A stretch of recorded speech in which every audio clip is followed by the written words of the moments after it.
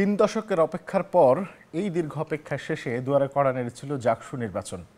এই নির্বাচনকে ঘিরে স্বপ্ন ছিল একটি সুষ্ঠু নির্বাচন, সেই সঙ্গে সুষ্ঠু গণতান্ত্রিক চর্চা এবং স্বপ্নের ক্যাম্পাস বিনির্মাণের। কিন্তু সেই নির্বাচনকে ঘিরেই নানা প্রশ্ন, নানা বিতর্ক এবং নানা অভিযোগ, শেষ পর্যন্ত যা গড়িয়েছে বর্জনেও। এই সমীকরণ মেলাবো আজ মধুমতি ব্যাংক পিএলসি নতুন বাংলাদেশে। আপনাদের সঙ্গে আছে আমি রিশাদ হাসান, দেখছেন নিউজ 24। স্বাগত জানাচ্ছি সবাইকে। এবং আমাদের সঙ্গে আজকে স্টুডিওতে অতিথি হিসেবে উপস্থিত আছেন, আমি একটু পরিচয় করে দিচ্ছি। আমার ডান পাশ থেকে লুনা নূর, সম্পাদক সিপিবি, সাবেক সভাপতি বাংলাদেশ ছাত্র ইউনিয়ন। এবং এর পাশাপাশি আমাদের সঙ্গে আর কিছুক্ষণের মধ্যেই যুক্ত হবেন রাশেদ হাসান নাসুম, সাবেক জিএস জাহাঙ্গীরনগর বিশ্ববিদ্যালয় কেন্দ্রীয় ছাত্র সংসদ, এবং সেই সঙ্গে যুক্ত হবেন তৌহিদুর রহমান আউয়াল, কেন্দ্রীয় সহসভাপতি জাতীয়তাবাদী ছাত্রদল। আমরা নিশ্চয়ই তাদের সঙ্গে সে আলোচনায় ফিরব। এবং আমরা যে কথাটা বলছিলাম যে জাকসু নির্বাচন, এই সুষ্ঠু নির্বাচনের স্বপ্ন কি অধরা কিনা, সেটাই আজকে আমাদের এই আলোচনার যে বিষয়বস্তু সেটি। আমি একটু সুনীল গঙ্গোপাধ্যায়ের একটা কবিতার কথা দিয়ে আপনাকে একটু মনে করিয়ে দিতে চাই। ৩৩ বছর কাটলো, কেউ কথা রাখেনি। আসলে কি কথা রেখেছে জাকসু নির্বাচন? ধন্যবাদ আপনাকে এবং দর্শক যারা শুনছেন সকলকে শুভেচ্ছা। এটা তো আসলে যেভাবে আপনি বলছিলেন যে কেউ কথা রাখেনি বা এটা একটা হতাশার যে সুর, এই বিষয়টি আমাদের সকলের মনের মধ্যে আর কি। আপনার আজকের এই প্রোগ্রামে যেমন শিরোনাম নতুন বাংলাদেশ, গণ অভ্যুত্থানের পরে বাংলাদেশের মানুষ একটি নতুন বাংলাদেশের স্বপ্ন দেখেছিল, নতুন বাংলাদেশের দিকে যাত্রা করার একটা সম্ভাবনা ছিল এবং মনের ভেতরে একটা প্রবল আশা ছিল। কিন্তু বিভিন্ন পরিস্থিতিতে এবং আজকে সর্বশেষ যে ঘটনাটা ঘটলো জাকসু নির্বাচনে, আমার প্রাণের ক্যাম্পাস জাহাঙ্গীরনগর বিশ্ববিদ্যালয়ে, যদিও আমরা বঞ্চিত হয়েছি আর কি এই পরিবেশ থেকে, আমরা যখন শিক্ষার্থী ছিলাম যখন ছাত্র সংসদ নির্বাচন হয়নি। সারা দেশের বিশ্ববিদ্যালয়গুলোতে একটা বিশ্ববিদ্যালয় মানেই তো আসলে একটা মুক্ত অবস্থান, একটা জ্ঞান চর্চার একটা পাদপীঠ, একটা মুক্ত জ্ঞান চর্চা, মানুষের একটা কথা বলার জায়গা, স্বাধীনভাবে চলার জায়গা, নতুন নতুনভাবে আবিষ্কার উদ্ভাবনের জায়গা। সেই সকল বিবেচনায়ও এই সময়ে এবং আমরা বলবো যে 90 দশকের পরে জাহাঙ্গীরনগর বিশ্ববিদ্যালয়ে সে একটা নতুন আবহ, হয়তো আমি জাহাঙ্গীরনগর বিশ্ববিদ্যালয়ের শিক্ষার্থী এর জন্য অন্যভাবে নেওয়া যেতে পারে, কিন্তু গণতান্ত্রিক আন্দোলনে সেখানে প্রগতিশীলতার চর্চা, সেখানে সাংস্কৃতিক চর্চা, সব কিছু মিলিয়ে একটা নতুন রূপ নিয়ে বাংলাদেশের বিশ্ববিদ্যালয়গুলোর কাছে বা বিশ্ববিদ্যালয়ের শিক্ষার্থীদের কাছে এতদিন উপস্থিত ছিল। কিন্তু আজকে যে ঘটনাটা ঘটলো আর কি, সেটা তো একভাবে আমরা যে যাত্রাটা শুরু করেছিলাম নতুন বাংলাদেশের দিকে, সেই যাত্রার পথে যে এক একটা বাধা তৈরি হচ্ছে, সেই বাধার একটা শেষ পেরেক ঠুকে দেওয়ার মতো বিষয়। তবে সবচেয়ে আশার বিষয় হচ্ছে যে বিশ্ববিদ্যালয়ের সকল মানে বেশিরভাগ অংশীদাররা, একটি অংশ বাদে যাদের বিরুদ্ধে অভিযোগ এসেছে, ইসলামী ছাত্র শিবির তারা বাদে, আর বিশ্ববিদ্যালয়ের সকল অংশীদাররা নির্বাচনের, এমনকি শিক্ষকরাও। এবং এই কথাটি আমি একটু বলতেই চাই যে জাহাঙ্গীরনগর বিশ্ববিদ্যালয়ের শিক্ষকদের শিক্ষার্থীদের প্রতি যে মমতার জায়গাটা, শিক্ষার্থীদের সাথে যে একাত্মতার জায়গাটা, সেই জায়গাটা সবসময় একটু ভিন্ন ছিল। এবং নতুন করে আজকে আবার আমরা দেখলাম যে এই গণতন্ত্রের পথে বা এই যে গণতান্ত্রিক মূল্যবোধ রক্ষার পথে জাহাঙ্গীরনগর বিশ্ববিদ্যালয়ের শিক্ষার্থীদের পাশে শিক্ষকরা দাঁড়িয়েছে। তবে এটা অত্যন্ত হতাশাজনক। এবং যে কারণে এই গণ অভ্যুত্থানটি আসলে বাংলাদেশের মানুষের কাছে সকলের সর্বাত্মক একটা আন্দোলনে পরিণত হয়েছিল, একটা ভোটাধিকার নিশ্চিত করা, একটা গণতান্ত্রিক বাংলাদেশের দিকে যাত্রা তৈরি করা। আমাদের দেশের ছাত্র সংসদগুলোকে মিনি পার্লামেন্ট বলা হয়। সেই যাত্রার যে কাজগুলো ঘটছে এবং বিশ্ববিদ্যালয়ের প্রশাসনের মদদে যে বিষয়টা হচ্ছে, এগুলো আসলে খুবই নিন্দিত, খুবই মানে অবশ্যই প্রতিবাদ করার মতো বিষয়। এবং জাহাঙ্গীরনগর বিশ্ববিদ্যালয়ের নির্বাচনে অংশগ্রহণকারী অন্যান্য সকল যারা ছিল সবাই মিলে এটা বর্জন করেছে, এটা করেছে। এবং আমার মনে হয় যে সকল বিশ্ববিদ্যালয়ের শিক্ষার্থীদের এই বিষয়ে সচেতন থাকা উচিত যে এই ঘটনাগুলো, এই পরিস্থিতিগুলোর, এই পরিবেশগুলোর বা এই চর্চাগুলোর কোনো পরিবর্তন আসলে আমরা দেখছি না আর কি। ধন্যবাদ। আমাদের সঙ্গে মাত্র যুক্ত হয়েছেন ডক্টর তৌহিদুর রহমান আউয়াল, কেন্দ্রীয় সহসভাপতি জাতীয়তাবাদী ছাত্রদল। আপনাকে ধন্যবাদ আমাদের সঙ্গে যুক্ত হওয়ার জন্য। আমি একটু শুরুতেই যে প্রশ্ন আসতে চাই যে আমরা দেখেছি যে ছাত্রদল সহ আরও 4টি প্যানেল তারা নির্বাচন বর্জন করেছে এবং তারা নতুন পুনর্নির্বাচনের দাবি জানিয়েছে কমিশন পুনর্গঠন করে। ছাত্রদল কি আপনি মনে করেন যে এই যে একটা একসঙ্গে সকল দলের ঐক্যবদ্ধ যে প্রচেষ্টা, সেই জায়গায় ছাত্রদল কি এই বর্জনের ক্ষেত্রে নেতৃত্বটা দান করলো কিনা? ধন্যবাদ আপনাকে।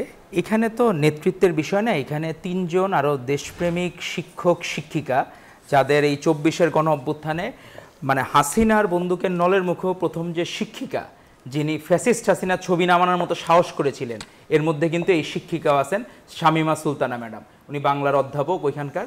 তো আপনি বুঝতে হবে যে যখন সে দেশপ্রেমিক ছিল তখন কিন্তু সারা দেশের জন্য তার দেশপ্রেমটা মানুষের মধ্যে আরও উৎসাহ জুগিয়েছে, মনে করেছে যে তার মতো একজন শিক্ষকও ফ্যাসিস্ট হাসিনার ছবি নামায় ফেলতে পারে।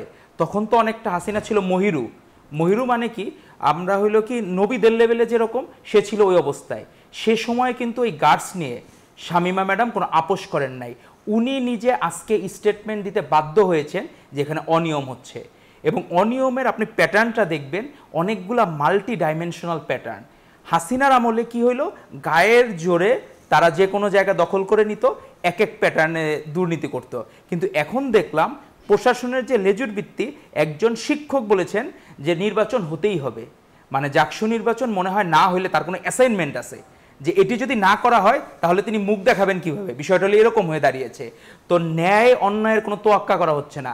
জাহানারা ইমাম হলে একজন স্বতন্ত্র প্রার্থীকে মারধর করেছে মব সৃষ্টি করে ছাত্রী সংস্থার মেয়েরা, কেন এই বিষয়টা উঠে আসতেছে না? মিডিয়া কেন আমার মনে হচ্ছে পক্ষপাত দুষ্ট? আমরা এরকম মিডিয়া তো কোনো সময় দেখতে চাই নাই। ফ্যাসিস্ট আমলের আমরা যেরকম মিডিয়ার ভূমিকা দেখেছি, মানে কুভূমিকা বলা যায়, এখনও সেই কুভূমিকা আমরা দেখতে পাচ্ছি। ফজিলাতুন্নেসা মুজিব হলে সেখানে একজন শিক্ষিকা কাউকে ঢুকতে দিচ্ছেন না, এবং নারী সাংবাদিকদেরও ঢুকতে দিচ্ছেন না। সম্ভবত আপনাদের চ্যানেলও নারী সাংবাদিক আমি দেখলাম যে অনেক নিউজে দেখলাম তাদেরকেও ঢুকতে দেওয়া হচ্ছে না। তো এই ধরনের লুকোচুরি কেন? এই লুকোচুরি কেন? আমরা এটার কোনো ব্যাখ্যা পাচ্ছি না যে এই ধরনের লুকোচুরি করে তাদের বেনিফিটটা কি। শিক্ষার্থীরা চায় তাদের যোগ্য প্রতিনিধিকে তাদের কথাগুলো তাদের হয়ে প্রশাসনের কাছে যে বলবে, এই সুযোগ তারা পাচ্ছে না।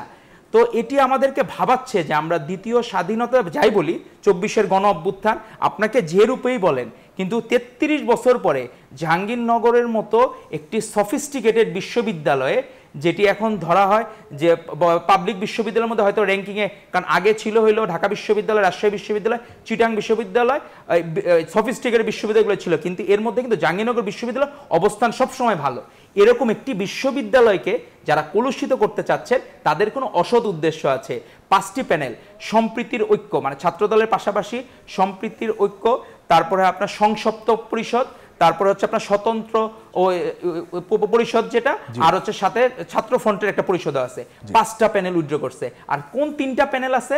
সেটা প্যানেল আছে ছাত্র শিবির বলে তারা, কিন্তু এটা বলতে হবে 5ই আগস্ট পরবর্তী রাজনৈতিক পরিচয় প্রদানকারী একটি সংগঠন, এবং ছাত্রলীগ এবং রাশেদ ইনুদের একটা সংগঠন আছে, আর আছে হলো এখন ওই যে বাক্সাসের যারা, এই এখন এরা হচ্ছে কি ওইখানে আছে, আর বাকি সবাই যারা অন্যায়ের প্রতিবাদ করেছে, 24-এর গণ অভ্যুত্থানের ভূমিকা ছিল, তারা অন্যায়ের প্রতিবাদ করে এই জায়গাটা বর্জন করেছে জাকসুর ইলেকশনটা। জি ধন্যবাদ।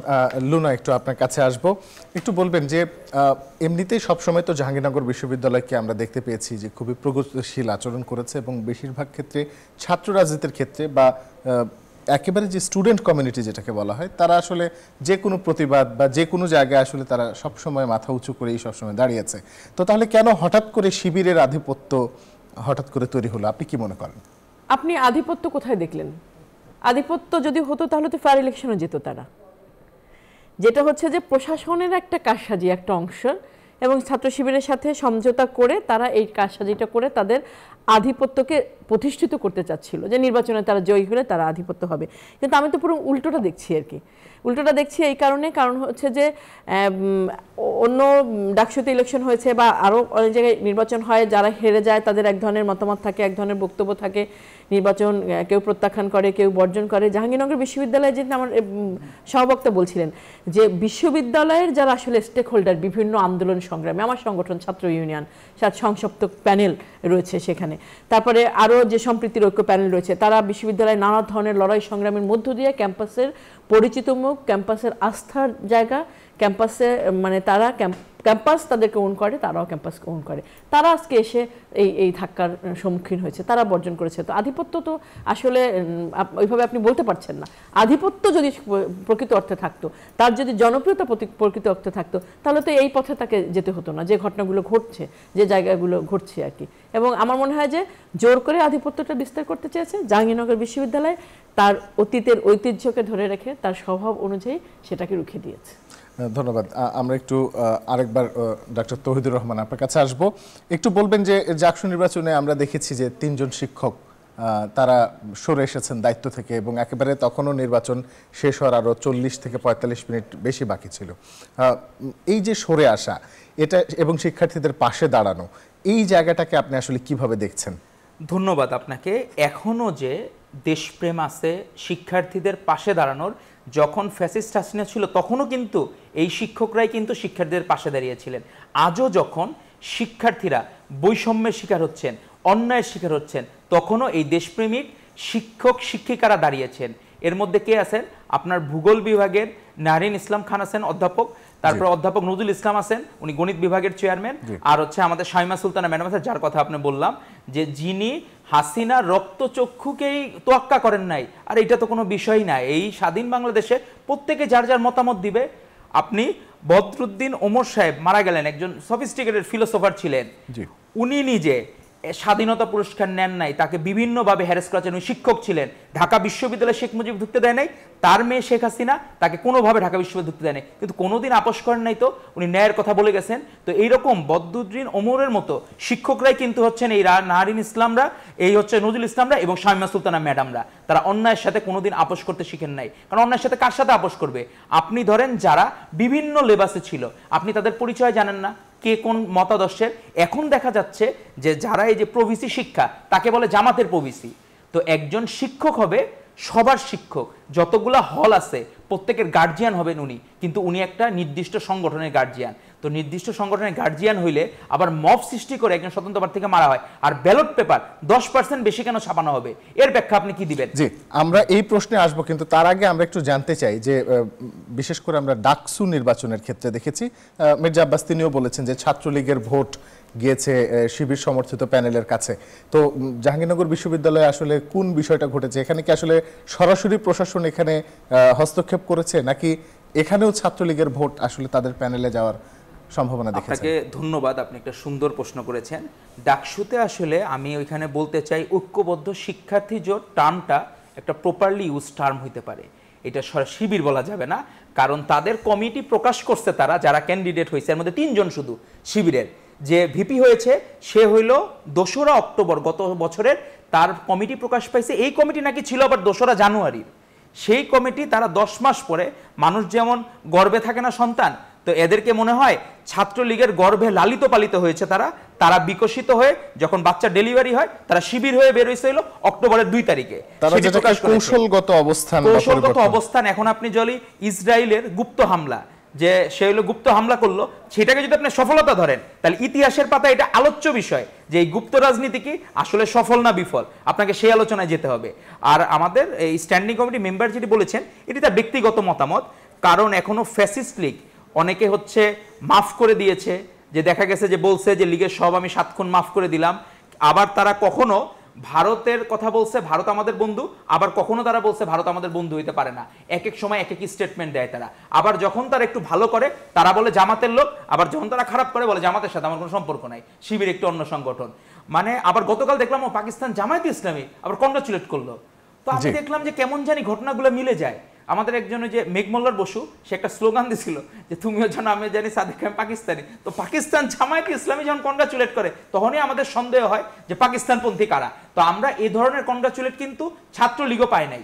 ছাত্রলীগও ডাকসুতে যখন নূর ভিপি হয়েছিল 2019 সালে, তখনও কিন্তু ভারত কিন্তু এদেরকে কংগ্রাচুলেট করে নাই, কিন্তু পাকিস্তান কিন্তু সরাসরি কংগ্রাচুলেট করে। আবার মনে হয় বলছে তাদের তো বড় ভাই ছোট ভাইয়ের সম্পর্ক, কারণ এরা তো ব্রিটিশ পিরিয়ডে জামাত ইসলামীতে 1 ভাগ ছিল, তখন 3 টুকরা হয়ে গেছে, 3 ভাই 3 দেশে চলে গেছে। এখন তারা সেই আবার এখন মানে ঢাবি করার পর এখন ঢাকা বিশ্ববিদ্যালয়কে তারা আবার পাবি করতে চায় কিনা, পাকিস্তান বিশ্ববিদ্যালয় করতে চায় কিনা, আবার দাবি জানায় কিনা, এটা এখন আমাদের মনে হচ্ছে সন্দেহ হয় যে তারা কি চায় আসলে। ধন্যবাদ। আমি একটু আরেকবার লুনা নূর আপনার কাছে আসবো। একটু বলবেন যে কবি নজরুল, ফজিলাতুন্নেসা এবং তাজউদ্দিন হলে ভোট গ্রহণ বেশ খানিকটা সময় ব্যাহত হয়েছে। এই জায়গাগুলোতে আসলে দায় টাকার এবং ইলেকশন ইঞ্জিনিয়ারিং বা নীল নকশা যেটাকে বলা হচ্ছে, এটা কি আগে থেকেই হয়ে গেছে নাকি নির্বাচনের দিনকে কেন্দ্র করেই আসলে এত ঘটনা ঘটলো? আপনি একটা বিষয় খেয়াল করবেন, গণমাধ্যমের মাধ্যমে তো জানা যে কতটা উদাসীন অথবা কতটা বেপরোয়া হলে ব্যালট পেপারে ভুল এসছে। আপনি দেখেছেন তো, একটা ব্যালট পেপার দেখা গিয়েছে ভুল আর কি। বেপরোয়া এই অর্থে তারা ভেবেছিল, এই নকশাটা ভেবেই করেছিল যে বিনা প্রশ্নে হয়তো তারা তাদের এই যে মানে মেকানিজমটা এটাকে তারা বের করে নিয়ে যেতে পারবে। এবং এই যে 1 ঘন্টা নির্বাচন বন্ধ ছিল এবং ভেতরে কি হয়েছে, সাংবাদিকদের ঢুকতে দেয়নি, এই বিষয়গুলো তো আসলে মানে হওয়ার কোনো সুযোগই নাই। নির্বাচন শুরু হবে, ব্যালট পেপার ছিঁড়ে ফেলতে বলল। এবং প্রভেসি শিক্ষার কথা যে বললেন, আমি দেখলাম যে শাইমা পাই বোধহয় অনলাইনে বললেন যে ফোনে কথা হয়েছে নির্বাচন কমিশনের সাথে বা নাহিদ ম্যাডাম, যে উনি বললেন যে ব্যালট পেপার ছিঁড়ে ফেলার, আমি ভোট দিয়েছি, ব্যালট পেপার ছিঁড়ে ফেলার এই অধিকার কি নির্বাচন কমিশনের বা কারো আছে? এবং যেখানে মানে এককভাবে একটা হলের মধ্যে এরকম হয় যে সকল অংশগ্রহণকারীরা, সকল প্রার্থীরা আছে, তাদের সকলের সম্মতিতে এই জিনিসটা হয় সেটা। কিন্তু এই যে ঘটনাগুলো ঘটেছে, এই ঘটনাগুলো প্রথমত হচ্ছে হলকেন্দ্রিক ভোট যে নেওয়া হচ্ছে, এটা একটা বিষয় যে হলকেন্দ্রিক ভোট নেওয়া হচ্ছে, সেখানে পর্যাপ্ত ব্যবস্থা ছিল কিনা এবং প্রার্থীদের প্রতিনিধিদের উপস্থিতি নিশ্চিত না করে ভোট তারা শুরু করেছে। প্রথমেই কিন্তু সকলে প্রথমেই এই কমপ্লেনটা এসছে, এটা একটা বিষয়। দ্বিতীয়ত হচ্ছে যে কেন 1 ঘন্টা নির্বাচন বন্ধ থাকলো সেটা নিয়ে কিন্তু বাইরে হইচই হচ্ছিল, সাংবাদিকরা ঢোকার চেষ্টা করেছিল, সেখানে প্রভোস্ট নেমে দাঁড়িয়ে সে বাধা দিয়েছে, সে ঢুকতে দেয় নাই। এখন একটি নির্বাচন যদি আপনি মনে করেন যে একটি বৈধই হচ্ছে, নির্বাচন একদম ফ্রি হচ্ছে, ফেয়ার হচ্ছে, বা একটা যৌক্তিক কারণে তারা বন্ধ রেখেছে, তারা কিন্তু বাধ্য এই জবাবদিহি করতে। বাইরে যারা ভোটার আছে, যারা প্রার্থী আছে, প্রার্থীদের যারা প্রতিনিধি আছে, তাদের সকলকে এই বিষয়টা জানাতে তারা বাধ্য। কিন্তু আপনারা দেখেছেন যে ওখানে হইচই হচ্ছে, এখানে নানা ধরনের প্রশ্ন করা হচ্ছে, তারা ঢোকার চেষ্টা করছে, কিন্তু তারা নির্বাচন বন্ধ রেখেছে এবং হলের কর্মচারীকে দিয়ে ব্যালট পেপারটা নিয়ে আসানোর মতো কাজ করলো। এই যে মানে বিশ্ববিদ্যালয়ের একটা হচ্ছে যে, আমি একদম অন্যভাবে নিয়েন না, একটা লোকাল আমরা যেগুলো স্থানীয় সরকার নির্বাচন বলি অথবা অনেক অন্য ধরনের সমিতি নির্বাচন হয়, সে সকল নির্বাচনও এই ধরনের নিম্নমানের মানে কারসাজি প্রমাণ করে একদম সেটা হয়। এটা আর সেখানে জাহাঙ্গীরনগর বিশ্ববিদ্যালয় তো একটা অন্য মানে বহন করে, ভার বহন করে, সেখানে এই বিষয়টা তারা করেছে। এবং তাদের ভেতরে সবচেয়ে যেটা বড় বিষয়, তারা ব্যালট পেপার যেখান থেকে ছাপিয়েছে, তারা যে মেশিন এনেছে, সেই বিষয়গুলোকে তারা নির্বাচনে অংশগ্রহণকারী বা নির্বাচন কমিশন বিশ্ববিদ্যালয়ের অন্যান্য অংশীদারদের সাথে এই বিষয়গুলো তো ওপেন করে দেওয়া উচিত। এটাই হচ্ছে প্রথম যে এগুলা যতটুকু আমার নিরাপত্তার স্বার্থে গোপন থাকবে। প্যানেলের পক্ষ থেকে জানানো হয়েছে জামাত নেতার প্রতিষ্ঠান বা জামায়াত সংশ্লিষ্ট প্রতিষ্ঠান থেকে ব্যালট পেপার ছাপানো হয়েছে, এই বিষয়টার সাথে কি আপনি একমত? হ্যাঁ, ওনারা তো ওখানে শুধু তো দেখলাম যে সকল এরাই বলছে যে তারা তাদের খবর নিয়ে তাদের ব্যবসা প্রতিষ্ঠানের এবং ওয়েব পেজে যে ফেসবুক পেজে যে তারা দেখেছে। আবার দেখলাম একজন কেউ বললো যে যেটা আছে এই যে গুপ্তচর বৃত্তি শুরু হয়েছে রাজনীতিতে, এই যেটা অসততা, এইটা তো মানে তাদের যে নানা ধরনের অসততা ছিল সারা জীবন, তার আর একটা অংশ।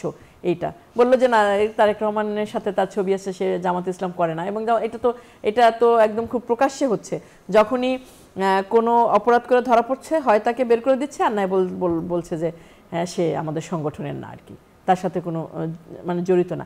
বিশ্ববিদ্যালয়ের প্রশাসনের পক্ষ থেকে কি কোনো স্টেটমেন্ট দিয়েছে যে ওনার পলিটিক্যাল পরিচয় আমরা জানি না, বা এই প্রক্রিয়ার মাধ্যমে তাকে এই কাজের সাথে সম্পৃক্ত করা হয়েছে?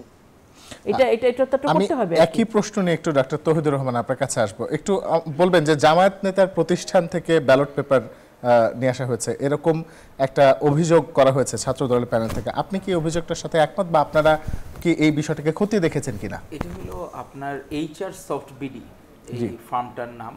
সেই জায়গায় সে হইল কি আসলে গুপ্তচর বৃত্তির সবচেয়ে বড় প্রমাণ হচ্ছে, আপনি দেখবেন সে যখন লীগের স্রোত ছিল বা ফ্যাসিবাদ লীগ যখন ছিল, ওই সময় লীগের সাথেও তার ছবি আছে। সে হইল, আবার দেখলাম পরবর্তীতে আমাদের ঢাকা বিশ্ববিদ্যালয়ের বর্তমান ভিসি মানে জামাতপন্থী ভিসি, তার সাথেও ছবি আছে। আবার দেখলাম একটা মনে হয় দিনাজপুরে ঘোড়াঘাটে বাড়ি, তার দেখলাম পিছনে ব্যানারে সম্ভবত ওইখানে ঘোড়াঘাটের কোনো একটা প্রোগ্রামে সে উপস্থিত হয়েছে, ওই ছবি সে আপলোড দিয়েছে। মানে ঘটনাটা হইল এই ব্যক্তি আবার 2014 সালে যখন একটু রাজনীতির অসময় ছিল ফ্যাসিস্ট লীগের কারণে, ওই সময় আবার জামাতের প্রোগ্রামগুলার সে সবসময় আপডেট দিত। আমার মনে হয় এই ব্যক্তির আসলে যদি সত্যিকার অর্থে মানে আমরা হইলো ইয়েতে জেনেটিক ইঞ্জিনিয়ারিং বা ইভেন টেস্ট করি না, তার যদি টেস্ট করলে এখানে আমার মনে হয় জামাতে ইসলামী এই জায়গাটায় বের হবে। আর বিষয়টা কোন জায়গাটায়, তার কিন্তু ব্যালট পেপারও যে দেওয়া হয়েছে, উইথড্র করছে শুধু আপনার হচ্ছে কি ওএমআর মেশিনে ইয়া কোনো রিড করবে না, সেটা হলে ম্যানুয়ালি রিড করবে। কিন্তু এই ব্যালট পেপারগুলো আবার উইথড্র করে নাই, ব্যালট পেপার সব রয়ে গেছে, আগের মতোই রয়ে গেছে। এখন প্রশাসন যে ওই যে ঠাকুর ঘরে কেড়ে আমি কলা খাই না, তো ওই রকম দশা হয়ে গেছে। তার মনের ভিতর সে যখন জাস্টিফাই করলো না কেন যে না এই ব্যক্তি কোনো মতাদর্শের না, আমরা ওইটা না জেনে আমি দিয়ে দিছি, কোনো স্টেটমেন্ট দেয় নাই প্রশাসন, মানে হচ্ছে তার মধ্যে নিশ্চয়ই কোনো গন্ডগোল ছিল এবং আসলে ঠিক জায়গায় হাত দেওয়া হয়েছিল। এখানে আবার মপ করেছে গতকাল রাতে যে অলরেডি ব্যালট বাক্স ভরে রাখা, ব্যালট বাক্স মধ্যে অলরেডি রাতের মধ্যেই ভোট করে যাওয়া, এই ধরনের। আগে যেমন সাইবার বুলিং হইতো, এখন সাইবার মব হচ্ছে আবার নতুন করে। এই সাইবার মবের কারণে ভোট ব্যাংক বিভিন্নভাবে কমানোর চেষ্টা করা হচ্ছে, যে কিভাবে ছাত্রদল বা অন্য অপরাপর দেশপ্রেমিক সংগঠনগুলোর ভোট ব্যাংক কিভাবে কমানো যায়, সেটির ইন্টেনশন থাকে। শিবিরের পক্ষ থেকে জানানো হয়েছে যে ব্যক্তির কথা এইচএস অফ বিডি যে প্রতিষ্ঠানটির কথা বলা হচ্ছে, তার নাম হচ্ছে রুকমুনুজ্জামান রনি, এবং বলা হয়েছে তিনি বিএনপির সমর্থক। আমি একটু দুজনের কাছে আসব যে এই বিষয়টা বা এই দাবিটি তারা সরাসরি কিভাবে করতে পারে। এটা তো দাবি আপনি করতে পারেন না, কারণ যখন সে জামায়াতে ইসলামীর প্রোগ্রামের স্টেটমেন্ট দিবে 2012-13 সালে বা 14 সালে, তখন কিন্তু অধিকাংশ জামাত ছিল গুপ্ত বা শিবির ছিল গুপ্ত। যে গুপ্ত অবস্থায়ও এটিকে ধারণ করে লালন করে, তাকে আপনি অন্য কোটায় তো ফেলতে পারেন না। এখন আমাদের ভালো অবস্থা থেকে তার এলাকায় মনে করতেছে বিএনপি জয়যুক্ত হবে, সে কোনো প্রোগ্রামে যে হাজির হয়েছে, এই দায়ভারকে আমরা নেব? সে তো হইলো কি লিগ করে কিনা, লিগে ফৌজদারি মামলা আসামি কিনা, তাহলে আমরা তাকে ধরতে পারি যে না সে সরাসরি ফৌজদারি মামলা আসামি, তাকে আমরা নেব না। এখন যদি প্রোগ্রামে আসে, সে জামাত ছেড়ে বিএনপিতে আসে, তার আগের ব্যাকগ্রাউন্ডটা কি ছিল, কোন আমলে সেই ফার্মটা হয়েছে 2012 সালে, তখন 12 সালে যদি বিএনপির কেউ কোনো কিছু অ্যাপ্লাই করতো কোনো সময় হয়েছে কিনা, সেটি আমাদের আগে পরীক্ষা নিরীক্ষা গবেষণা করতে হবে। আপনি শুধু ঢালাভাবে বললে হবে না। প্রশাসন কেন বললো না? আমরা তার রাজনৈতিক ব্যাকগ্রাউন্ড না দেখে আমরা অনুমোদন দিয়ে দিছি, সেটি বলতো, তা তো উইথড্র করেছে, তারা তো মেনে নিচ্ছে যে বিষয়টা স্টেটমেন্টটা আসলেই সঠিক। মেনে নেওয়ার পরে তখন আমাদের দেখলাম দেশের বাইরে থাকা একজন গুণী ভদ্রলোক, ওনার মনে হয় এখন অতিরিক্ত জামাতপন্থী ভাব তার মধ্যে চলে আসছে। উনি স্ট্যাটাস দেওয়ার পরে ওই আমাদের যে ওইখানে শিবিরপন্থী না, আগে ছাত্রলীগ করা বর্তমানে শিবিরপন্থী যে প্যানেলের নেতা, সে যখন বলল যে না এইটা হলো বিএনপি নেতা সম্পৃক্ততা, পরের প্রায় 15-20 মিনিটের মধ্যেই একজন দেশের বাইরে থেকে আমাদের বুদ্ধিজীবী ভাই আছেন, উনি অতিরিক্ত জামাতের পারপাস সার্ভ করেন, উনি মনে হচ্ছে কি কারণে যেন এরকম আসলে কি এই জগন্নাথ হলে ভোটের যে অবস্থা, এখন এই অবস্থায় উনি যে কিভাবে ধারণ করেন এই মতাদর্শ আমি জানি না, উনি এই বিষয়টার ম্যাসিভ আকারে তখন প্রচার করছেন, আর উনি বললে সঠিক হয়ে যাবে, বিষয়টা সত্য না। ধন্যবাদ। আমাদের সঙ্গে মাত্র যুক্ত হয়েছেন রাশিদুল হাসান মাসুম, সাবেক জিএস জাহাঙ্গীরনগর বিশ্ববিদ্যালয় কেন্দ্রীয় ছাত্র সংসদ। আপনাকে ধন্যবাদ আমাদের সঙ্গে যুক্ত হওয়ার জন্য। একটু আপনার কাছে যাই, সংক্ষেপে একটু জানবো কেমন হলো ডাকসু নির্বাচন, জাকসু নির্বাচন? তো অনেক দীর্ঘদিনে 33 বছরের স্বপ্ন ছিল আমরা জাকসুতে একটা খুব ভালো একটা কিছু দেখব। কিসের কারণে, কোন দৈবক্রমে বা কার কোন প্রভাবে সেটা আমাদের সেই স্বপ্ন ভঙ্গ হয়ে গেল আজকে। স্বপ্ন ভঙ্গের কারণটা কি? ভঙ্গের কারণটা বিভিন্ন অনিয়ম, বিভিন্ন অপ্রস্তুতি। আমি নির্বাচন কমিশন যেমন আপনি দেখেন এই আচরণবিধিতে আস্তে আস্তে আস্তে এইভাবে করে নিয়ে এসে বন্দি করে ফেলছে জাহাঙ্গীরনগর ইউনিভার্সিটিকে। আমরা যখন পরপর 4টা জাকসু ইলেকশন পেয়েছি, আমরা দেখেছি যে কি ফেস্টিভ একটা মুড, একটা উৎসবমুখর পরিবেশ ছিল। এখানে আমার ছাত্ররা প্রতিদিন মিছিল মিটিং করবে, যার যার ছাত্র সংগঠন, একদম মানসিক ব্যাপার যে ওই মিছিলটা অনেক বড় হয়েছে, কারণ সাধারণ ছাত্র বা যারা একদম নিউ কামার তারা কিন্তু জানে না। তারপরে একটা র্যালি হয়, ফাইনাল র্যালি, এরপরে হয় একদম শেষ ইয়ের আগের দিন, অর্থাৎ যে এম্বার্গো আসার আগের দিন হয় পরিচিতি সভা। আমাদের মুক্ত মঞ্চে বিশাল পরিচিতি সভা, যার যার মতাদর্শের কেন্দ্রীয় নেতৃবৃন্দ আসেন, ছাত্র নেতৃবৃন্দ আসেন, তাদের যে উদ্দেশ্য সেগুলো তারা ব্যাখ্যা করেন। কিন্তু এখানে এমনভাবে করা হলো যে একেবারেই তাদের আষ্টে পৃষ্ঠে বেঁধে ফেললো ছাত্রদের। 25 জনের বেশি করা যাবে না, ঘোরা যাবে না। তো 25 জনের বেশি ঘোরা যাবে না, আমার তো জাকসুর প্যানেলই 25 জন। আমার যদি ছাত্র সংসদে আমি যদি কামালউদ্দিন হলে, আমি ভিপি ছিলাম কামালউদ্দিন হলের, পরে আমি জাকসুর জিএস হয়েছি, 25 জন কামালউদ্দিন হলের আছে আপনার 15 জন। তো এখানে 40 জন হয়ে যায় যদি একটা প্যানেল, কামালউদ্দিন হলের প্যানেল যদি ওয়েলকাম জানায় যে তোমরা চলো জাকসু আজকে আমি পরিচয় করে দেবো আমার হলে, তো এটা কীভাবে সম্ভব? এবং সবচেয়ে বড় কষ্টের ব্যাপার বা প্রশাসনের সবচেয়ে ব্যর্থতার ব্যাপার হলো পুলিং এজেন্ট। দেখেন কালকে রাতে আমি তো কন্টিনিউ আমরা যারা সাবেক ছাত্ররা আমরা ওখানে ডিউটি দিচ্ছি বা যেটাই বলি আমরা খেয়াল রাখছি, খোঁজ খবর রাখা। হ্যাঁ, খোঁজ খবর রাখা, তাদের সাথে সম্পৃক্ততা থাকা, বিভিন্ন পরামর্শ দেওয়া। সেখানে রাত্র সন্ধ্যার সময় বলতেছে যে আমরা তো পুলিং এজেন্টের ব্যবস্থা করি নাই, মানে নির্বাচন কমিশন বলতেছে। কতটুকু মানে অদূরদর্শিতার একটা কথা যে পুলিং এজেন্টের ব্যবস্থা করে রাতারাতি, মানে এই পুলিং এজেন্ট দেয়া, যেটা আজকে সকালে সেটা প্রতিফলন ঘটেছে। আপনাদের মহিলা হলে, মেয়েদের হলে আপনার এজেন্টেই ঢুকতে দেওয়া হয় নাই, ওখানে আমাদের কোনো নির্দেশনা নাই। এমন অনেক অনেক অনিয়ম, যেগুলো আমি মাত্র আসলাম, আমি মানে জি ধন্যবাদ। আমরা এই আলোচনা অব্যাহত রাখবো। জাকসু নির্বাচন হচ্ছে 33 বছর পর, এবং সেই নির্বাচন নিয়ে অনেক প্রশ্ন, অনেক বিতর্ক, অনেক অভিযোগ। সেই সব কিছুর সমীকরণ আমরা মেলানোর চেষ্টা করব, কিন্তু একটা ছোট্ট বিরতিতে যাব। বিরতির পর যখন ফিরবো তখন অব্যাহত থাকবে মধুমতি ব্যাংক পিএলসি নতুন বাংলাদেশের এই আলোচনা। সঙ্গে থাকুন।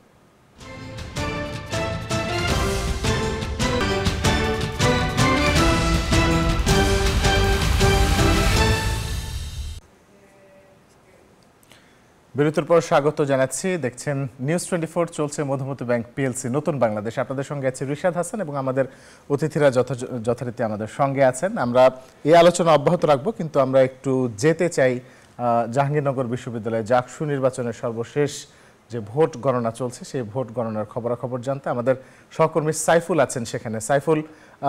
সাইফুলের সঙ্গে একটু আমরা যোগাযোগ করব। সাইফুল, একটু আমাকে জানাবেন ভোট গণনার সর্বশেষ খবরাখবর কি আছে আপনার কাছে?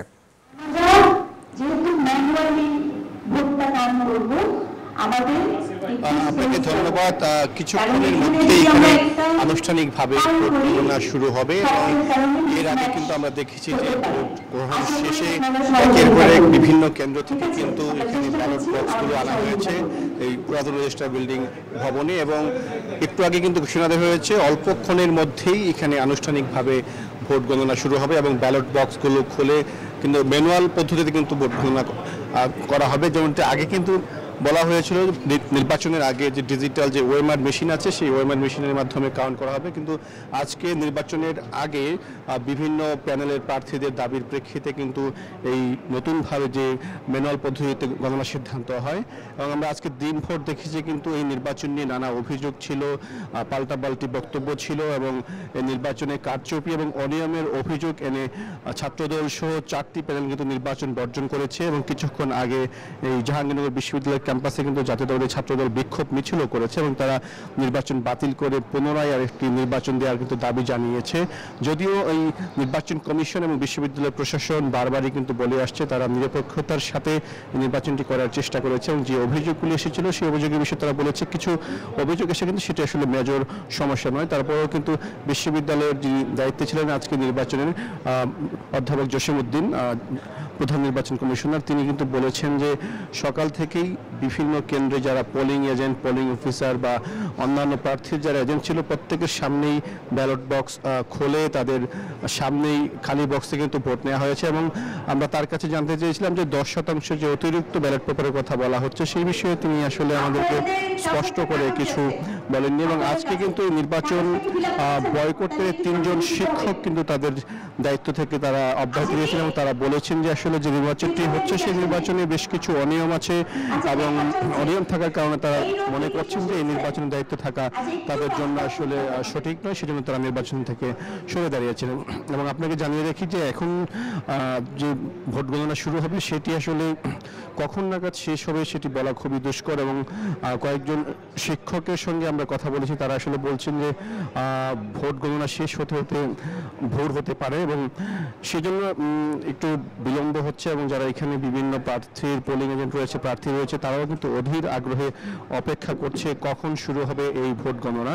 সব মিলে যেটি বলা চলে যে আসলে সবাই কিন্তু এখনো পর্যন্ত অপেক্ষায় আছে তাদের যে মাহেন্দ্রক্ষণ ভোট গণনার ক্ষণ সেটি দেখার জন্য, এবং বিশ্ববিদ্যালয় প্রশাসন, দায়িত্বশীল যারা রয়েছেন, নির্বাচন কমিশন, প্রত্যেকেই কিন্তু এই কার্যটি সম্পাদন করার জন্য তারা প্রস্তুতি গ্রহণ করছে। কিছুক্ষণ পর শুরু হবে আনুষ্ঠানিকভাবে ভোট গণনা। এই ছিল আমার কাছে জাহাঙ্গীরনগর বিশ্ববিদ্যালয়ের প্রধান নির্বাচন কমিশনারের কার্যালয় থেকে সর্বশেষ।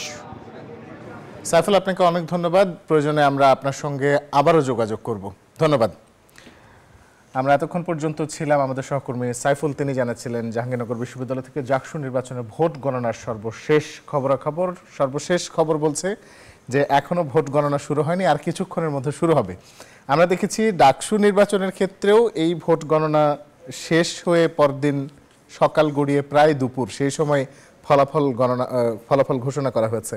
জাকসু নির্বাচনের ক্ষেত্রেও কি আসলে এখানেও তো মানে অল্প পদ, অল্প কিছু মানুষজন তারা প্রার্থী হয়েছে, তো সে বিষয়ে আমি একটু রাশিদুল হাসান মাসুম আপনার কাছে যাব, একটু আমাকে বলবেন যে আসলে এই নির্বাচনের ফলাফল ঘোষণা নিয়ে এত বিলম্ব কেন, কি মনে করেন? আমরা যখন করেছি দেখলাম যে আমাদের ভোর রাত হয়ে যায়, যে একটা জন্য আমার সংসদেই যখন আমি 91-এ নির্বাচন করি, টাই হয়ে গেল সাহিত্য সম্পাদক মানস কুমার চৌধুরী, না সাহিত্য সম্পাদক মানস কুমার চৌধুরী আর মোহাম্মদ মিন্টু, এটাকে আবার প্রায় 2 ঘন্টা লেগে গেল। 17 ভোটে আমাদের ভিপি উইন করলো, সেটা নিয়ে একটা অবজেকশন, আপত্তি আসলো, আবার ওটা রিকাউন্টিং, এগুলোতে ইসের প্রসেসে, এবং এক একটা হল আমাদের সময় মাত্র 4000 ভোটার ছিল, এখন তো আরো বেশি। এটা খুব অস্বাভাবিক। এখন তো শিক্ষকের সংখ্যা, কর্মীর সংখ্যা সবকিছু মিলে বা নির্বাচন কমিশনের আকারও অনেক বড়, তারপরেও আসলে এত দেরি কি হওয়ার কথা? স্বাভাবিকভাবে কি আসলে এত দেরি সাবধানতার জন্য হতে পারে হয়তো বা। আচ্ছা, ধন্যবাদ। আমি একটু ডক্টর তৌহিদুর রহমান আপনার কাছে আসবো। একটা অভিযোগের আলাপ করি। ছাত্রদল নেতা ও সাবেক শিক্ষার্থী সোহানকে ভোট কেন্দ্রের ভেতর থেকে অবস্থান করতে দেখা গেলে তাকে সেখানে নেওয়া হয়, কর্তৃপক্ষের কাছে দেওয়া হয় এবং পরবর্তীতে তাকে মুচলেখা দিয়ে ছেড়ে দেওয়া হয়। তিনি সেখানে কি করছিলেন, আপনারা কি তার কাছে জানতে চেয়েছেন কিনা এবং আসলেই কি ঘটনাটা সত্যি কিনা? এখানেও তো আমরা আসলে বৈষম্যর যে শিকার, এটা আবার প্রমাণ হয় যে ছাত্র শিবির করলে সেইখানে তাকে ছাত্র শিবিরের সভাপতি ওই জায়গায় সকালে উপস্থিত হয়েছে, কিন্তু মিডিয়ায় কোনো কিছু নাই, শিবিরকে নিয়ে কোনো কিছু। আমার মনে হয় কেমন জানি একটা, গতকাল মনে হয় ডাকসুতে যারা 5ই অগস্টের পরে বা 36শে জুলাইয়ের পরে রাজনৈতিক পরিচয় পাওয়া ব্যক্তিবর্গের, যেমন লীগকে দেখলে, ফ্যাসিস্ট লীগকে দেখলে বাকিরা ভয় পাইতো, এখন তারা ভয়ের একটা সাম্রাজ্য কায়েম করতেছে। মিডিয়ার মধ্যে এটা ভয় হয় কেন? তাহলে শিবিরের সভাপতিকে তখন তাহলে চার্জ করা হলো না? সেও তো সাবেক, দুইজনেই এক্স স্টুডেন্ট। তার ক্ষেত্রে যদি এই অবস্থায়, অবশ্যই এই বিষয়টা হয়েছে কি, সে বলা হয়েছে তার নাকি শরীর খারাপ, রাতে ঘুমায় পড়ছিল, আর সে হল থেকে বের হয় নাই, হলে রুম থেকে তাকে। আর শিবিরের সভাপতি মনে হচ্ছিল রাউন্ড দিচ্ছে কোনো বিট দর্পে, যেমন হয় না কোনো গ্রামে আগেকার দিনে জমিদাররা ঘোরাফেরা করতো, তো এখনকার মনে হইলো যে এই শিবির সভাপতিরা এরকম জমিদার লেভেলে চলে গেছে। মানে হ্যাঁ, এখানে একটা সম্পূরক প্রশ্ন আছে। এটা নির্বাচনী আচরণ বিধির হিসেবে সম্ভবত বিধি 18 অনুযায়ী এটা একটা অপরাধ বা অপরাধের শামিল। তো সেক্ষেত্রে যদি শিবিরের কর্মী বা শিবিরের কেউ যদি আসলে সেখানে এই অপরাধটি করে থাকে, তাহলে সেটা নিয়ে তো অভিযোগ জানানোর কথা। সেখানে কি আসলে ছাত্রদল অভিযোগ জানিয়েছে, ছাত্রদলের কারো কি আসলে বাকি সংগঠনগুলো অভিযোগ জানিয়েছে, এই যে আমাদের আপাদের যে সংগঠন তারা অভিযোগ জানিয়েছে, সবাই অভিযোগ জানিয়েছে। এখন যদি বিষয়টা এরকম হয় যে তোরা যে যা বলিস ভাই, আমার তাল গাছটা চাই, এখন তাদের ওই তাল গাছটা মানে ইলেকশনটা জাকসুতে এরা অ্যাসাইনমেন্ট নিছে যে এদেরকে উইন করে দিতে হবে। হয়তোবা তাদেরকে পুরস্কারের কোনো বিষয় থাকতে পারে, আমরা তো পুরস্কারের কথা বলতে পারবো না, যে এই নির্বাচনটা করে দিতে পারলে, এদেরকে উইন করাইতে পারলে তাদেরকে কি পুরস্কার দিবে সেটা আমরা জানি না। অনেকটা আইসবার্গের মতো, আমরা মানে আইসবার্গ থিওরির মতো, যে আমরা বরফের 12 ভাগের 1 ভাগ উপরে দেখতে পারি, চূড়ায় দেখতে পারি, বাকি 11 ভাগ তো আমরা জানি না ভিতরে কি হচ্ছে না হচ্ছে, তো সেটা আমরা বলতে পারবো। আমরা একটু লুনানুর আপনার কাছে আসবো, একটু জানতে চাইবো যে প্রশাসনের একেবারেই নীরব ভূমিকা শুধুমাত্র আসলে একটা নির্দিষ্ট প্যানেলকে জয়ী করবার জন্যই কি এই নীরব ভূমিকা কিনা, আপনারা কি মনে করেন? এখন তো আসলে তাই মনে হচ্ছে। মানে প্রথম দিক থেকেই আজকে যেমন শিবিরের সভাপতি উনি ছিলেন ওখানে, এটা তো সামাজিক যোগাযোগ মাধ্যমে ছবি সহ এসছে তাই না?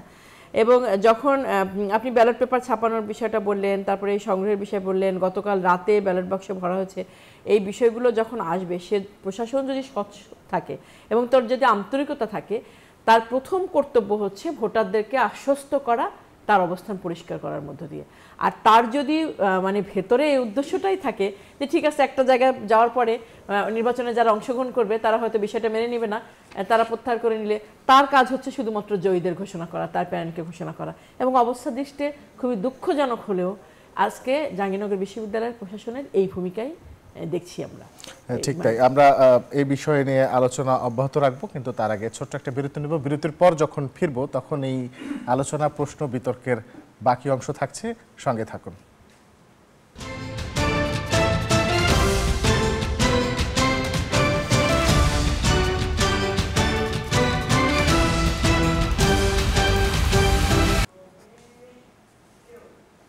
বিরতির পর স্বাগত আরও একবার, দেখছেন নিউজ 24, চলছে মধুমতি ব্যাংক পিএলসি নতুন বাংলাদেশ। আপনার সঙ্গে আছে রিশাদ হাসান, আমাদের অতিথিরা রয়েছেন। আমরা একটু শুরুতেই যেতে চাই রাশিদুল হাসান মাসুম, আপনার কাছে আসতে চাই। একটু বলবেন যে আসলে ভোট কেন্দ্রে প্রবেশ নিয়ে আমরা আলাপ করছিলাম, তো এই যে ভোট কেন্দ্রে প্রবেশের ক্ষেত্রে যেই সাবেক শিক্ষার্থী বা কোনো ছাত্র সংগঠনের নেতা যেই হোক না কেন, তার আসলে কোন বিধিগুলো আসলে মেনে চলা উচিত? না, সাবেক ছাত্রদের অধীনে আচরণবিধি তো আছে, মানে একমাত্র মানে বর্তমান রানিং ছাত্র ছাড়া সবাই বহিরাগত। এই জন্য আমরা কিন্তু যেতে পারিনি। আমরা ডেইরি ফার্ম গেটে বা বিভিন্ন জায়গায় জায়গায় অবস্থান করে ছাত্রদের সাথে সলা পরামর্শ করেছি। যেমন গতকালকে একটা খুব সম্ভবত ছাত্র শিবির বা এরা একটা প্যানেল একটা আপত্তি জানাইছে যে আমাদেরকে দেখাইছে যে 2 জন ছাত্র দলের নেতা যাচ্ছে, তারা বলতেছে যে তারা কেন বহিরাগত আসবে। ইনফ্যাক্ট ওটা আমি জানি, ওটা মারুফ মল্লিক এবং অভি, ও ছাত্রলীগ সেক্রেটারি ছিল এক সময়, ওরা দুজন গিয়েছিল পাস আনার জন্য, পাসের একটা ব্যবস্থা করেছিল যে যারা ঢুকতে পারবে। আর এজেন্টের ব্যাপারটা তো বললাম, আমি যেহেতু সময় কম, আমি আর একটা বিষয় করতে চাই। আপনি দেখবেন ব্যালট পেপার 3000 ব্যালট পেপার বেশি করেছে, 3000 ব্যালট পেপার বেশি করেছে। 4 জন শিক্ষক কিন্তু আজকে পদত্যাগ করেছে নির্বাচন কমিশন হলের থেকে বিভিন্ন। তারপরে আপনার ইলেকট্রিসিটি ছিল না প্রথম অবস্থায়, এটাও একটা অ্যালার্মিং যে হুট করে শুরু হওয়ার সাথে সাথে ইলেকট্রিসিটি চলে গেল। এর মধ্যে ব্যালট পেপার কী হলো বা কোথায় কে আছে না আছে, অনেক 2-1 শিক্ষককে আমরা দেখেছি। বিশেষ করে প্রক্রিয়াল বডির নিয়ে আমাদের অনেক আপত্তি আছে। তারা আমি মনে করি, পার্সোনালি মনে করি যে তারা ব্যক্তিগতভাবে মনে করি যে তারা নিরপেক্ষ ভূমিকা পালন করে নাই। অনেক ক্ষেত্রেই তারা সুনির্দিষ্ট 2-1টা সংগঠন বা প্যানেলকে তারা ফেভার করেছে। জি ধন্যবাদ। আমি একটু তহিদুর রহমান আপনার কাছে আসব। একটু বলবেন যে আসলে প্রচুর পাল্টাপাল্টি অনিয়মের যে অভিযোগ আমরা দেখেছি, শিবিরের যে সমর্থিত প্যানেল সেখান থেকেও প্রচুর অভিযোগ এসেছে। আবার দেখা যাচ্ছে ছাত্রদল, বাকছাস বা অন্যান্য যেসব ঐক্য প্যানেল বা পরিষদ রয়েছে তাদের পক্ষ থেকেও ব্যাপক অভিযোগ এসেছে। এই পাল্টাপাল্টি অভিযোগটা আসলে জাহাঙ্গীরনগর বিশ্ববিদ্যালয়ের যে ছাত্র সংসদ নির্বাচন, সেখানে আসলে নতুন করে কোন সংস্কৃতি তৈরি করতে যাচ্ছে? আমি হলো এটার আগে ডাকসুতে যে তারা সাইবার মবটা সৃষ্টি করেছিল, সেটার আমি ছোট্ট করে 1 মিনিটে আমি বাকিটা বলবো। আমাদের যে ভিপি ক্যান্ডিডেট ছিল আবিদুল ইসলাম খান, তার বিষয়ে কি করলো, সকাল 10টায় যে আচরণবিধি লঙ্ঘন করেছে সেটা প্রোপাগান্ডা ছড়ায় দিল, লিড পত্রিকাগুলো সব কিছু ছড়ায় দিল। যখন ভোট দেওয়ার পিক আওয়ার থাকে, সবাই ঘুম থেকে উঠে আস্তে ধীরে যাবে 11টার দিকে, ওই টাইমে এই মবটা সৃষ্টি করা হইলো। তখন যে ওই সময় প্রভাবিত হয় নাই, এর ব্যাখ্যা কিন্তু আপনি জাস্টিফাই করতে পারবেন না। ওইটি অবশ্যই ওই ঘটনা প্রভাবিত করেছে। তার পরবর্তীতে তখনই তাদের কোনো কিছু বলা হলে তারা পাল্টা একটা অভিযোগ করে। মনে হয় সাংবাদিক এদেরকে মনে করে যে আমরা কোনো কিছু বললেই এরা প্রচার করতে বাধ্য, এরকম একটা ইন্টেনশন এই নব্য যারা সাবেক ছাত্রলীগ নেতা, পরবর্তীতে বৈষম্য বিরোধী নো পলিটিক্সের লোক যারা এখন শিবিরের ব্যানারে যারা আসে 2-3 জন লোক, এরা এই গ্রাউন্ডটা তৈরি করে। আমরা জাকসুদেও একই ফরম্যাট দেখলাম, তবে এইখানে দেখলাম যে এরা অন্য প্যাটার্নে গেছে। পার্মানেন্ট মার্কারের যে সিস্টেমটা প্রশাসন সেটি কি করেছে, এরা দরিদ্র হয়ে গেছে প্রশাসন। মানে আমার কাছে মনে হয় যে নোবেল বিজয়ী আমাদের প্রধান উপদেষ্টা, যাকে আমরা সকলে মানে মাথার তাজ করে রাখা হয়, উনি নিজে এত গরিব হয়ে গেছেন যে পার্মানেন্ট একটা মার্কার সে দিতে পারতেছেন না। সেখানে একটা মুচনীয় মার্কার মনে হয় ডলা দিলেই আপনার চলে যায়। তো এই ধরনের মার্কার আবার কি সিস্টেম করছে, নর্মালি ব্যালট পেপার আর মার্কারটা দিয়ে দেয়, হাতে আঙ্গুলে দিয়ে দেয়। আর এখানে শৌখিন দাগ দেয় না, বাইরে যেয়ে কেউ দাগ দিতেছে কেউ দিচ্ছে না। মনে হয় যে এটা কোনো অজপাড়াগা যেখানে 100% ফেল করে স্টুডেন্টরা ঘুরতে আসে, এরকম একটা জায়গায় কোনো ক্যাপ্টেন নির্বাচন হচ্ছে, এরকম একটা দশা এই জায়গায় আমরা জাকসু ইলেকশনে দেখতে পেলাম। এটি অত্যন্ত আমাদের বিব্রতকর। এই রকম একটি দেশে এবং এইরকম যুগে এসে এই সফিস্টিকেটেড জায়গায় এ ধরনের একটি লজ্জাজনক আর একটা সস্তা নির্বাচনের মতো মনে হচ্ছে। ধন্যবাদ। আমরা একটু লোনা নূর আপনার কাছে আসবো। একটু বলবেন যে এই যে 4টা প্যানেল দেখলাম নির্বাচন বর্জন করেছে, ছাত্র দলের প্যানেল সহ 5টি প্যানেল, এবং তারা পুনর্নির্বাচনের দাবি জানিয়েছে। তো এই বিষয়ে একটু বলবেন যে আসলে পুনর্নির্বাচন কি আদৌ সম্ভব কিনা? অবশ্যই সম্ভব। সম্ভব অসম্ভবের বিষয় না। প্রথম হচ্ছে যে আমার অধিকারটাকে স্বীকৃতি দিচ্ছি কিনা, আমার ভোটাধিকারটাকে। আমি যেমন বললেন যে প্রধান উপদেষ্টা তো গরিব হয়ে গেছে, 33 বছর পরে জাহাঙ্গীরনগর বিশ্ববিদ্যালয়ে নির্বাচন হচ্ছে। জাকসু ফি তো দিয়ে আসছে বিশ্ববিদ্যালয়ে ভর্তি হওয়ার সময়, এই 33 বছর ধরে, মানে যারা ভর্তি হচ্ছে আর কি। তো বিশ্ববিদ্যালয়ের শিক্ষকরা বলছে যে পার্মানেন্ট মার্কার ইউজ করেনি। এখন বিশ্ববিদ্যালয়ের শিক্ষার্থী, সেখানে বিশ্ববিদ্যালয়ে যখন তফসিল ঘোষণা করা হয়েছে নির্বাচনকে সুষ্ঠুভাবে সম্পন্ন করা, সকলের ভোটাধিকার নিশ্চিত করা হচ্ছে তার দায়িত্ব। সে যদি দায়িত্বে থাকতে চায়, পদে থাকতে চায়, তাকে এটা করতে হবে, সম্ভব করতে হবে, জি। সম্ভব তাকে করতে হবে। ধন্যবাদ। আমরা অধিকারকে একদম শেষ নিশ্চিত মুহূর্তে করে। চলে এসেছি। সবার কাছ থেকে একদম খুব সংক্ষেপে 10 সেকেন্ড করে একটু জানতে চাইবো যে জাকসু নির্বাচনের ফলাফল কি ডাকসুর মতো হতে যাচ্ছে কিনা, বা জাকসু কি আসলে ডাকসুর পথে হাঁটছে কিনা? লুনানুর একটু বলবেন। প্রথমত হচ্ছে ডাকসু একটু সংক্ষেপে, নির্বাচন সময় একদম আর শেষ। ডাকসু নির্বাচনের প্রেক্ষিতটা ভিন্ন। ডাকসু নির্বাচন মাস পথে এসেই নির্বাচন মানে ভোটদানের সময় শেষ হওয়ার আগেই যারা অংশগ্রহণকারী ছিল বেশিরভাগই তারা এটা বর্জন করেছে। কাজে এই ফলাফলে আসলে কোনো মতামতের প্রতিফলন ঘটবে না। এই ফলাফলটা ধরেই না হচ্ছে যে একরকম হবে। আরেকটি বিষয় হচ্ছে ঢাকা বিশ্ববিদ্যালয় ছাত্র সংসদেরও নির্বাচন হলো। আমি ছাত্র আন্দোলনের একজন সাবেক কর্মী হিসাবে এবং একজন রাজনৈতিক কর্মী হিসাবে বাংলাদেশের নতুন প্রজন্মকে এই আহ্বানটা জানতে চাই, নতুন বাংলাদেশ মানে কোনো বিমূর্ত বিষয় না। নতুন বাংলাদেশ মানে হচ্ছে মুক্তিযুদ্ধের চেতনার উপরে ভিত্তি করে একটি গণতান্ত্রিক উন্নত বাংলাদেশ। ধন্যবাদ। ডক্টর তৌহিদুর রহমান আউয়াল একটু বলবেন।